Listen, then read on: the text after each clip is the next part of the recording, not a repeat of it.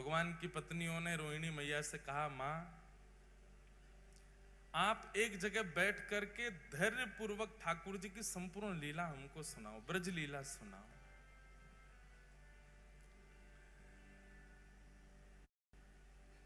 रोहिणी मैया कहने लगी, जब एक जगह बैठ के ही पूरी कथा होगी तो फिर सबको निमंत्रण दो, सबको बुलाओ, विधिवत कथा होगी, पूरे ब्रजमंडल की लीला हम सुनाएंगे, ठाकुर जी के जन्म से लेकर के अब तक की संपूर्ण लीला सुनाएंगी, सबको बुला के लाओ।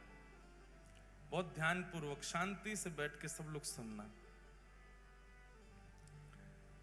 तभी रुक्मणी आदि अष्टपटरानियां कहने लगी, मां सब आएंगे लीला में, लेकिन 3 लोग वर्ज्य रहेंगे। 3 लोगों को निषेध है कथा में आना।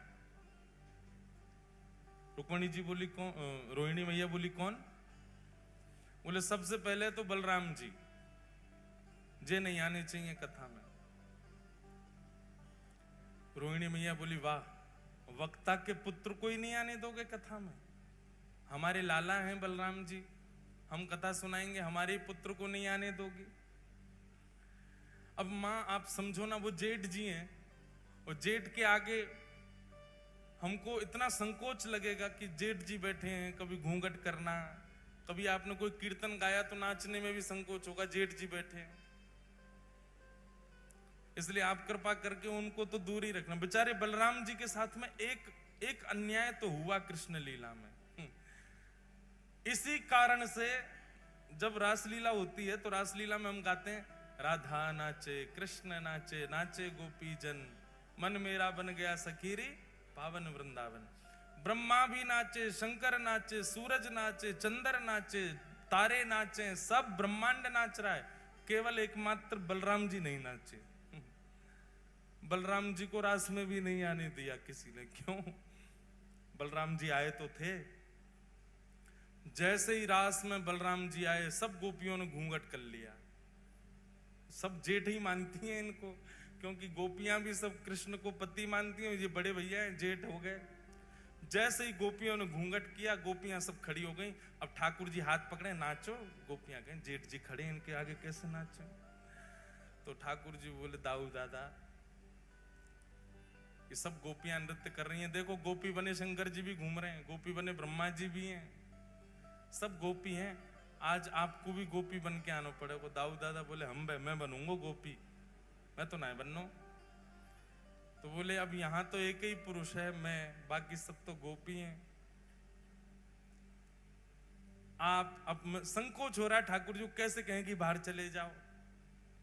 बलराम जी समझ गए कि भैया हम बड़े हैवे को दुर्भाग्य हमारो कि हम यहां खड़े नहीं रह सकते। बेचारे बलराम जी चले गए।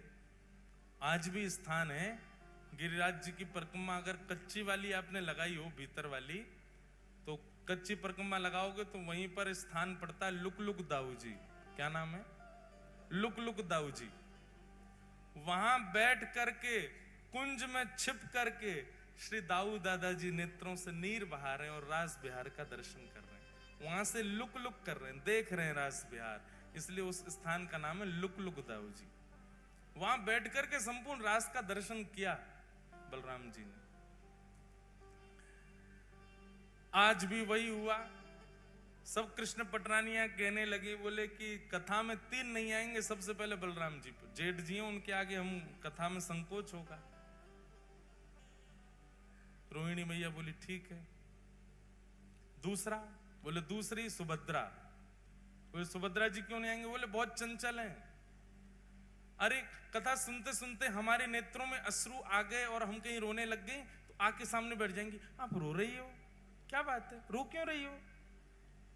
अरे लीला ही तो सुना रही है मैया, आप रो क्यों रही हो? वो बहुत चंचल हैं, बहुत पूछती रहती हैं, बात बहुत करती हैं, इसलिए आप सुभद्रा जी को भी कह दो कि वो भी नहीं आए कथा में। रोहिणी मैया बोली, ठीक है।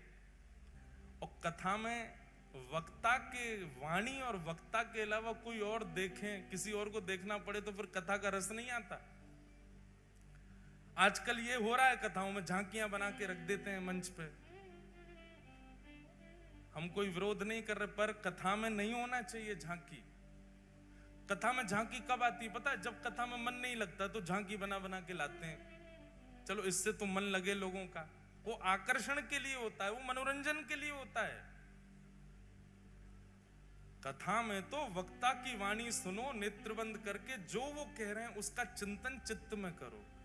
मन का मंथन होना चाहिए, मनोरंजन नहीं। और क्षमा करें, अगर द्वारिकाधीश यहां बैठ गए तो आप बोलोगी, हम चिंतन करेंगे किसका? हमारे सामने ही बैठे हैं जिनकी आप कथा सुना रही, तो इसलिए उन्हीं को देखती रहेंगी हम तो।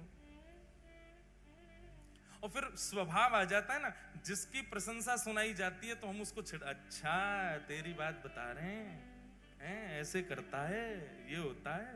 और बोले आप कुछ भी बताओगी, हम श्री कृष्ण को अच्छा तो ये सब किया आपने। इस कारण से कथा में वो भाव नहीं बन पाएगा जो बनना चाहिए। इसलिए ठाकुर जी को भी कथा में मत बुलाओ। रोहिणी मैया बोली, तुमने उन 3 लोगों को निषेध किया जिन 3 से पूरी द्वारिका चल रही है।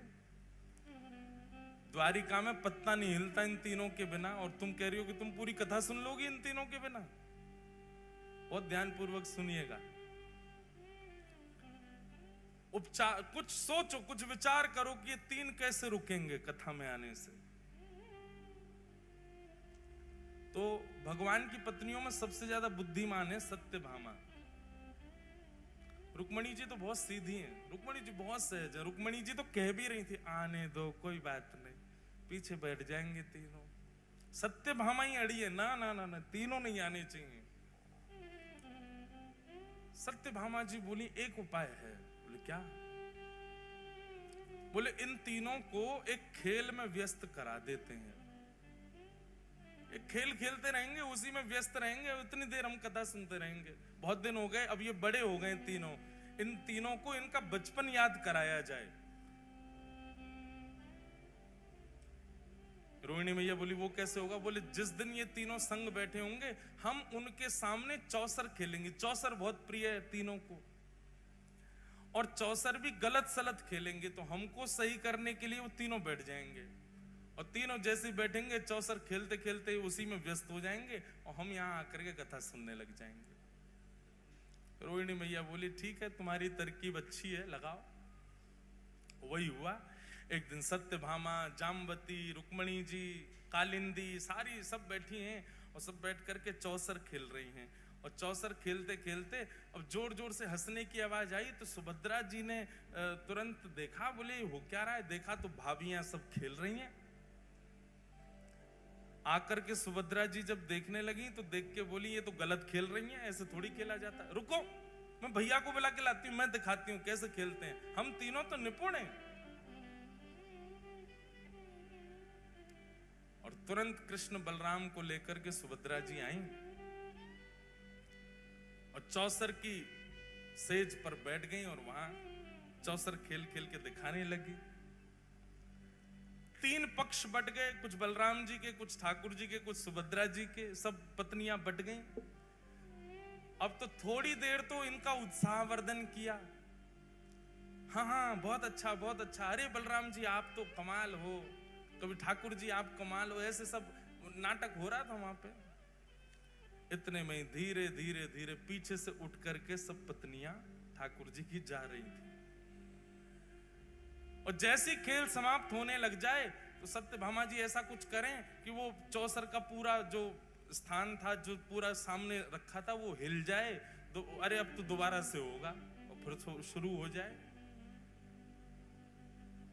ऐसे खेल में तीनों को तन्मय करके समस्त पटरानियां एक सभागृह में चली गईं, और रोहिणी मैया आसन पर विराजमान होकर के ब्रज लीला सुनाने लगी।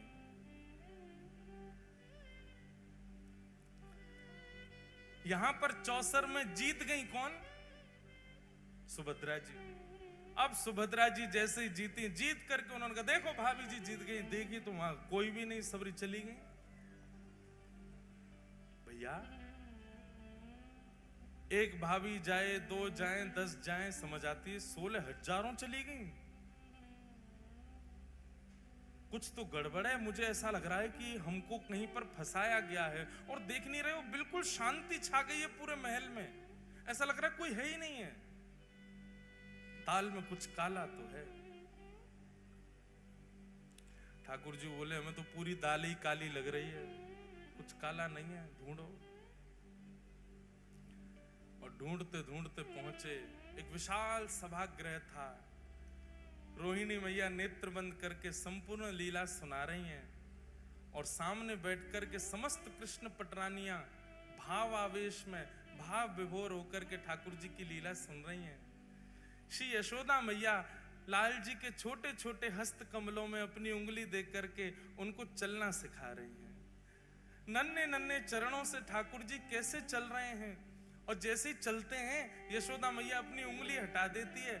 ठाकुर जी दोनों भुजा खड़ी करके एक पैर आगे रखते हैं और रख करके फिर ऐसे डामाडोल होते भय से नीचे गिर जाते हैं।